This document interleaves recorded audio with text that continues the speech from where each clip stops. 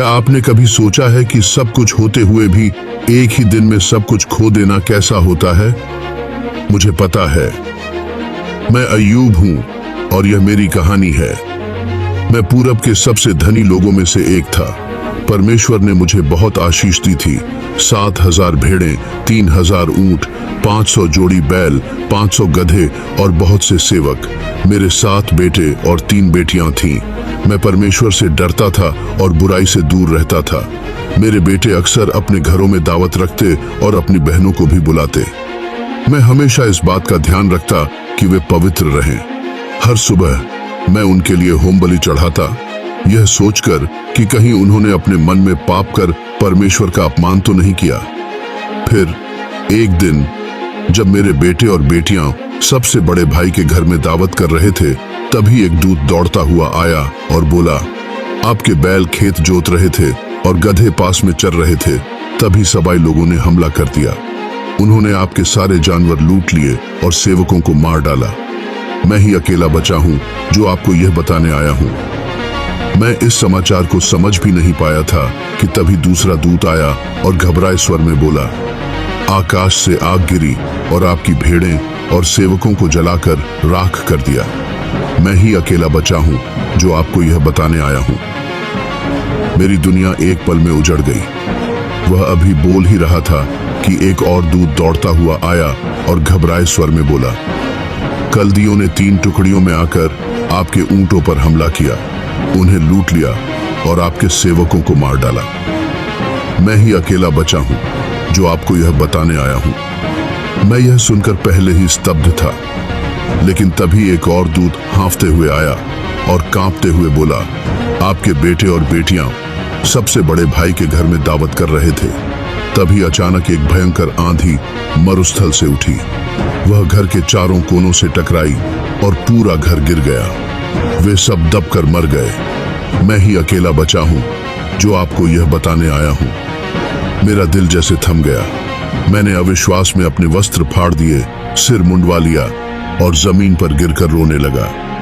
मेरी सबसे बड़ी आशंका सच हो चुकी थी। मैं राख में बैठ गया और टूटे हुए मिट्टी के बर्तन से अपने शरीर को खरोंचने लगा। उसी समय मेरी पत्नी मेरे पास आई और कहा, क्या अब भी तुम अपनी भलाई पर अडिग हो? परमेश्वर को शाप दो और मर जाओ। मेरी अपनी पत्नी ने मुझसे यह कहा। मैंने उसकी ओर देखा और शांत स्वर में उत्तर दिया, तुम मूर्ख स्त्री जैसी बात कर रही हो।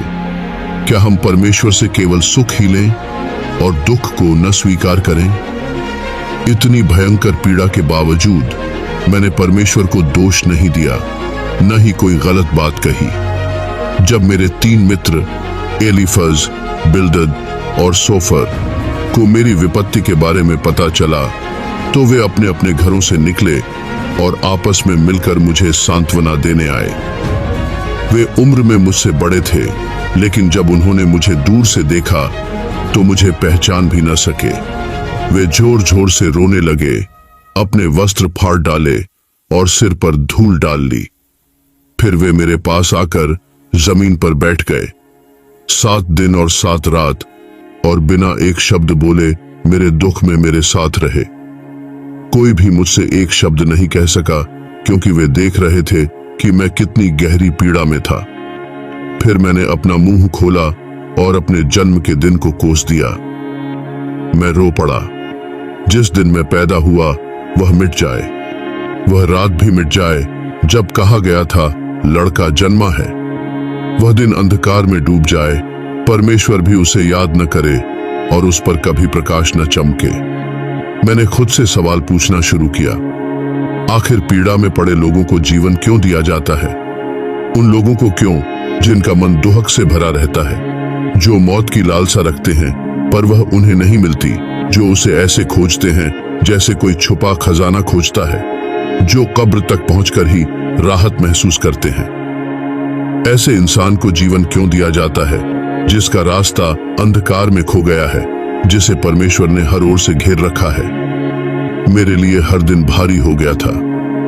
मेरी रोटी अब बस सिसकियां बन गई थी। मेरे आहें पानी की धारा की तरह बहने लगी। जिसका मुझे हमेशा डर था वह मेरे साथ हो गया। जिससे मैं कांपता था वही मेरी जिंदगी में आ गया। अब न शांति है, न चैन, न आराम है, बस दर्द और बेचैनी है। मेरा दिल टूट चुका था, मेरी जिंदगी बुझने लगी थी। अब तो कब्र ही मेरी राह देख रही थी। चारों ओर से लोग मेरा मजाक उड़ा रहे थे। मेरी आंखें उनकी नफरत को सहने के लिए मजबूर थीं। मैंने परमेश्वर से गुहार लगाई, हे परमेश्वर, तू ही मेरी गवाही दे, मेरी सुरक्षा का वचन दे। कौन है जो मेरी जमानत देगा? दुख ने मेरी आंखों की रोशनी छीन ली। मेरा शरीर बस एक छाया बनकर रह गया। मैंने कहा, मेरे दिन बीत चुके हैं, मेरी सारी योजनाएं बिखर गई हैं, अब कुछ भी शेष नहीं रहा। मेरे 3 मित्र एलीफज, बिल्दद और सोफर मुझे सांत्वना देने आए। वे मेरी पीड़ा में मेरा सहारा बनना चाहते थे। उन्होंने अपने विचार रखे और समझाने लगे कि परमेश्वर क्यों लोगों को कष्ट सहने देता है। लेकिन उनका विश्वास था कि मेरी यह पीड़ा किसी न किसी गलती या पाप का परिणाम है। इसलिए वे बार बार मुझसे कहने लगे कि मैं अपनी भूल स्वीकार कर लूं, पश्चाताप करूं, ताकि परमेश्वर मुझ पर फिर से कृपा करें। एलीफज ने कहा, तुम्हारा दुख किसी पाप के कारण आया होगा, तुम्हें परमेश्वर से दया और क्षमा मांगनी चाहिए। बिल्दद और सोफर ने भी कहा, जरूर तुमने कुछ गलत किया होगा, तभी परमेश्वर ने तुम्हें इस परीक्षा में डाला है। अगर तुम सच में निर्दोष होते तो यह सब न होता। बिल्दद ने तो यहां तक कह दिया, तुम्हारे अपने बच्चों ने ही अपनी मृत्यु को बुलाया होगा। उन्होंने कुछ ऐसा किया होगा जिससे वे इस न्याय के भागी बने। लेकिन सबसे कठोर बात सोफर ने कही। उसने मुझसे कहा, क्या तुम्हारी बातें यूं ही स्वीकार कर ली जाएंगी? क्या तुम्हारे शब्द ही अंतिम सत्य होंगे? क्या तुम्हारी व्यर्थ बातें दूसरों को चुप करा देंगी? क्या कोई तुम्हारी गलती नहीं बताएगा? तुम कहते हो कि तुम निर्दोष हो, कि तुम्हारा विश्वास शुद्ध है, पर काश परमेश्वर स्वयं बोले, काश वह अपने ज्ञान का रहस्य प्रकट करे, क्योंकि उसकी बुद्धि अनंत है। याद रखो, उसने तुम्हारे कुछ पापों को भुला भी दिया है। वह कपटियों को पहचानता है। क्या जब वह बुराई देखता है तो उसे अनदेखा कर देता है? अगर तुम सच में परमेश्वर के करीब आओ, उसकी ओर अपने हाथ उठाओ, अपने पापों से मुक्ति पाओ और अपने घर से बुराई को दूर कर दो, तो तुम्हारा चेहरा फिर से चमक उठेगा। तुम बिना किसी भय के खड़े रहोगे। तुम अपने बीते हुए दुख को भूल जाओगे, जैसे कोई नदी का बहता पानी पीछे छोड़ देता है। हमने यह मान लिया था कि मेरी तकलीफ परमेश्वर के न्याय का परिणाम है, लेकिन मैं तो हमेशा परमेश्वर से डरता था और बुराई से दूर रहता था। पर मेरे अपने मित्र ही मुझ पर दोष लगाने लगे। एक समय ऐसा आया जब मैं उनकी बातों से थक गया। मैंने कहा, तुम ही क्या अकेले बुद्धिमान हो? क्या तुम्हारे साथ ही ज्ञान समाप्त हो जाएगा? मुझे भी समझ है, मैं तुमसे कम नहीं हूं। ये सब बातें कौन नहीं जानता। लेकिन देखो, मैं अपने ही मित्रों के लिए उपहास का पात्र बन गया हूं। मैंने परमेश्वर को पुकारा और उसने मुझे उत्तर दिया, फिर भी वे मुझ पर हंस रहे हैं। मैं जो धर्मी था, जो निर्दोष था, अब मजाक का विषय बन गया हूं। पर मैं चुप नहीं रहूंगा। मैं परमेश्वर से बात करना चाहता हूं। मैं अपनी बात उसके सामने रखना चाहता हूं। लेकिन तुम लोग झूठी बातें बनाकर मेरी निंदा कर रहे हो। तुम सब व्यर्थ के वैद्य हो, जो इलाज नहीं बल्कि और पीड़ा देते हो। काश तुम चुप रह जाते, यही तुम्हारी बुद्धिमानी होती। अब मेरी बात ध्यान से सुनो, मेरे शब्दों को गौर से सुनो। क्या तुम परमेश्वर के लिए झूठ बोलोगे? क्या उसके पक्ष में छल करोगे? क्या तुम उसका पक्ष लेने के लिए अन्याय करोगे? लेकिन अगर वही तुम्हारी परीक्षा ले, तो क्या तुम उसे धोखा दे सकोगे, जैसे तुम मनुष्यों को धोखा देते हो? अगर तुम पक्षपात करोगे, तो क्या परमेश्वर तुम्हें नहीं जांचेगा? क्या उसकी महिमा तुम्हें भयभीत नहीं करेगी? क्या उसका भय तुम्हारे ऊपर नहीं गिरेगा? अगर वह मुझे मार भी डाले, तो भी मैं उस पर भरोसा रखूंगा। मैं उसके सामने अपनी राह की सफाई दूंगा। मुझे यकीन है कि अंत में वह मुझे निर्दोष ठहराएगा, क्योंकि अब कोई भी मुझे उसके सामने दोषी नहीं ठहरा सकता। मैंने अपनी बात कहने के लिए खुद को तैयार कर लिया है। अब मुझे पूरा विश्वास है कि मैं निर्दोष साबित होऊंगा। अगर कोई मुझ पर दोष लगाए तो मैं चुप हो जाऊंगा और मर जाऊंगा। हे परमेश्वर, केवल 2 बातें मुझे दे दे, फिर मैं तुझसे मुंह नहीं छिपाऊंगा। मुझे अपने भय से मत डरा और अपना हाथ मुझसे हटा ले। फिर मुझे बुला और मैं उत्तर दूंगा, या मुझे बोलने दे और तू उत्तर दे।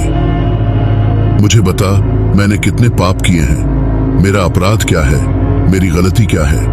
हे परमेश्वर, तू मुझसे अपना मुख क्यों छिपाता है? तू मुझे अपना शत्रु क्यों समझता है? तूने मेरी टांगों को बेड़ियों से बांध दिया।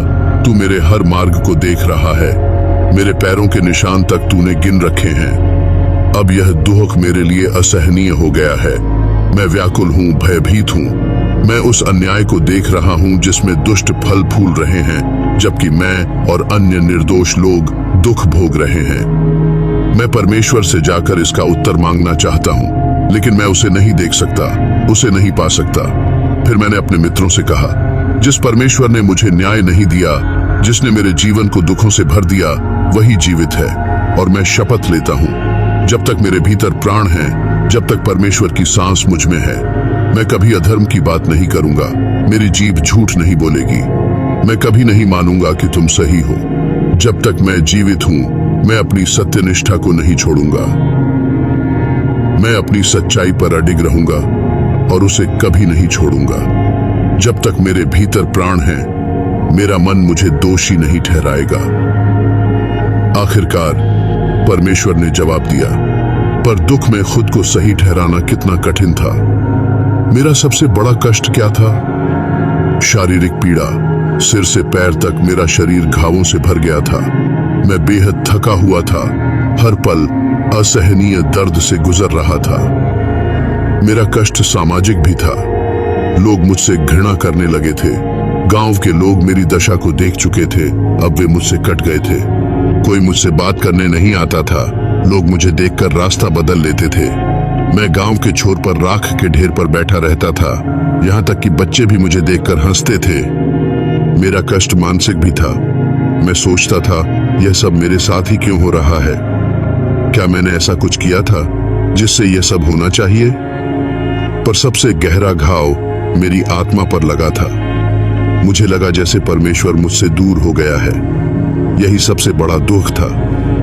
जब हमें लगता है कि परमेश्वर हमारी परवाह नहीं करता, तो दुख और भी कठिन हो जाता है। मैंने 26 बार परमेश्वर से प्रार्थना की कि वह मुझसे बोले, और अब मेरी वह प्रार्थना सुनी गई। परमेश्वर ने मुझसे कहा, यह कौन है जो बिना समझ के बात करके मेरी योजना को बिगाड़ रहा है? कमर कसो जैसे एक पुरुष। मैं तुमसे प्रश्न करूंगा और तुम्हें उत्तर देना होगा। जब मैंने पृथ्वी की नींव रखी थी, तब तुम कहां थे? अगर तुम जानते हो तो बताओ, किसने इसकी सीमाएं तय की? निश्चित ही तुम जानते हो। किसने इसे नापने के लिए रेखा खींची? किसके ऊपर इसकी नींव रखी गई, या किसने इसका कोना पत्थर स्थापित किया? जब भोर के तारे एक साथ गा रहे थे और स्वर्गदूत आनंद से जय जयकार कर रहे थे? किसने समुद्र को उसके द्वारों के पीछे बंद किया जब वह गर्भ से बाहर उमड़ पड़ा था? जब मैंने उसे बादलों से ढका और गहरे अंधकार में लपेटा, जब मैंने उसकी सीमाएं तय की और उसके लिए दरवाजे और कड़े बांध दिए, जब मैंने कहा, यहाँ तक आ सकते हो पर इससे आगे नहीं, यहीं तेरी गर्वीली लहरें रुक जाएंगी। क्या तुमने कभी भोर को आदेश दिया है या उषा को उसका स्थान दिखाया है कि वह पृथ्वी के कोनों को पकड़ ले और दुष्टों को हिलाकर निकाल दे? पृथ्वी मुहर के नीचे की मिट्टी की तरह रूप ले लेती है और उसकी आकृति वस्त्रों की तरह उभरती है। क्या जो सर्वशक्तिमान से विवाद करता है वह उसे सुधार सकता है? जो परमेश्वर पर दोष लगाता है उसे उसका उत्तर देना चाहिए। मैंने उत्तर दिया, हे प्रभु, मैं तुच्छ हूँ, मैं आपको क्या उत्तर दे सकता हूँ? मैं अपने मुंह पर हाथ रखता हूँ। मैं एक बार बोल चुका, पर अब उत्तर नहीं दूंगा। 2 बार कह चुका, पर अब और नहीं कहूंगा। तब परमेश्वर ने कहा, क्या तुम मेरी न्यायशीलता को नकारोगे? क्या तुम मुझे दोषी ठहराकर खुद को निर्दोष ठहराओगे? क्या तुम्हारे पास भी वैसी ही शक्ति है जैसी परमेश्वर की है? क्या तुम्हारी आवाज भी वैसी ही गर्जन कर सकती है? तो फिर अपने को महिमा और वैभव से सजाओ, स्वयं को आदर और प्रताप में लपेट लो। हे प्रभु, मैं कुछ भी नहीं हूं। आपकी महिमा के सामने मैं मिट्टी के समान हूं। आपकी शक्ति के आगे मेरी कोई सामर्थ्य नहीं। आपने कहा, अपने क्रोध की ज्वाला को प्रकट करो, अभिमानियों को देखो और उन्हें दीन करो, दुष्टों को मिट्टी में मिला दो।